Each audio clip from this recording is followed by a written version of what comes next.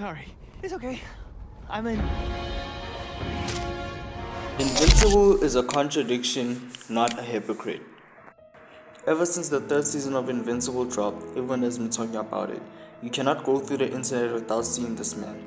So I thought I'd give my thoughts on it. And I know Invincible season 3 has passed by now, but I want to talk about it and y'all can't stop me. But first, let's ask the question, who is Invincible? And not just as a superhero, who is Mark Grayson? Take that mask off and who do we get? For those who somehow literally do not know who he is and still clicked on this video somehow, Mark Grayson, aka that's not getting old. Mark Grayson is the son of Nolan Grayson, a travel writer and an alien born to an intergalactic planet-conquering empire, and is one of the strongest amongst his species, giving him the inheritance of supernatural powers like flight, super regeneration, super strength, and super speed, and still a dropout of college.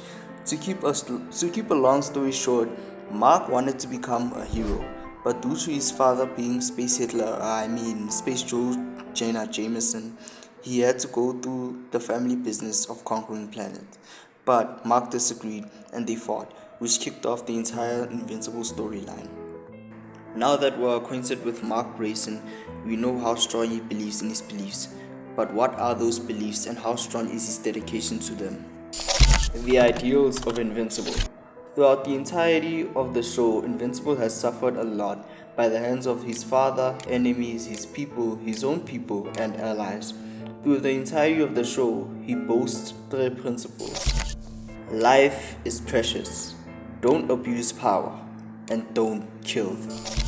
And him and these go together like YouTubers and the upload schedule. Very inconsistent. He follows them but then he doesn't, and then does the exact opposite at times, which sounds kind of like, yes, contradictions. And yes, you might think it sounds like a hypocrisy, but I can tell you that it's not. Let's study this. Is Invincible a hypocrite? I could rant a whole 10 minutes about this, but I'll keep it short for you guys. He's not. And don't click off yet. He's not a hypocrite, but he does contradict himself. If that sentence in itself sounds like a contradiction to you, I'm going to tell you why it's not. See, a hypocrite is a person who puts an appearance of virtue or religious nature. Think a dictator who uses propaganda as a means to convince people that killing hundreds of thousands of people is actually a right thing, or billionaires who convince you that they're all actually giving out charity money. Invincible doesn't put on a facade. He's a good person internally and proves that externally. He suffered for the people of Earth, denied his dad's offer when he could have taken it. He passes restraint many times and forgives people like his father, brother, and tries to forgive himself. He's, in a sense, not a hypocrite, but what he is a contradiction. Invincible, a walking contradiction. Invincible is a good person, a good superhero, but a bad example of consistency and dedication, and not dedication to the gym, dedication to his morals. Spoilers for Invincible Season 3. Invincible forgave Nolan for killing millions of people and betraying him and his mother. He forgave Oliver for killing 2 people, but turns around and denies Darkwing's redemption, who did a fraction of the horrible things that Nolan did.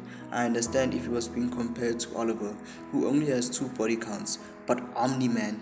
Sinclair didn't even have as much kills as him. And speaking of him, yes, he experimented on a few people, but his dad killed millions if not billions and probably trillions. Only he cares about people who are close to him.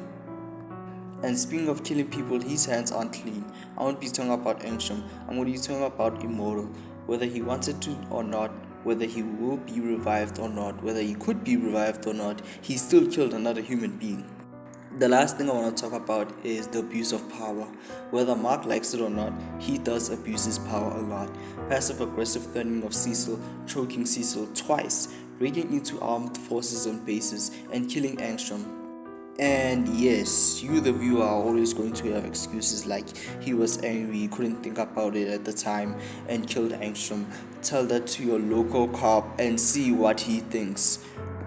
Invincible has this very narrow view of morality, where it's so perfect that it can't be applied to anyone, including himself, yet is always being put on others. He is the enforcer of laws that don't apply to him. And in all fairness, he did act mistakenly. It was not his intention to hurt, harm, or kill anyone. Mistakes happen. There were situations and events that led to those mistakes, and that's why we, the viewers, can forgive him. We've seen those mistakes, yet he fails to see the possibility that those same situations, similar or not, could be applied to others. Darkwing was never given a chance to explain why he acted wrongly. How he fell into a situation and state of such sorrow and intensity that he felt that these villains had no chance of redemption, killing them even with the possibility of them facing a situation of the same density. Darkwing had no say or soul. D.A. Sinclair was a madman, one with a lack of morals, ethics, and clear mental stability. He tortured souls. Innocent or not, those people had their skin paled, organs gouged, and blood sapped. No matter how you view him or his actions, you can't defend the fact that his actions are inhumane. Speaking of inhumane, Omni-Man, now viewed more as Nolan Grayson, is definitely far worse than D.A. Sinclair. He has murdered thousands, possibly millions, if not billions of lives while conquering worlds. In the span of millennia, lives have been taken by him, barehanded and closed, but no evidence of torture. The question is, which one do you prefer? The demon that brings immense suffering to the few, or the devil that takes the lives of many with haste? People in this world would rather find 100 reasons to support their beliefs and reject 10 others that completely shatter their reality. Even though I'm judging Mark's decisions so strongly and critically, I will always give him the benefit of the doubt, because he was faced with a lot of challenges in his life. He saw people murdered right in front of him and couldn't stop that because of the victimizer was so much stronger than he was. Not only that, it was his own father. The father who left him and called his mother a pet and birthed a child with another woman. He then almost watched his own mother get brutalized and then thought to have killed the man who did so, being left with an incredible amount of guilt, and had to kill his own future version of his own friend, by force. Mark, whether we like to admit it or not, was a child, one who has suffered more than he should have at such a young age. His mind isn't wise enough to know what he should have derived from all of that suffering. He was a child who had suffered the pain of civilizations and the responsibility of the world.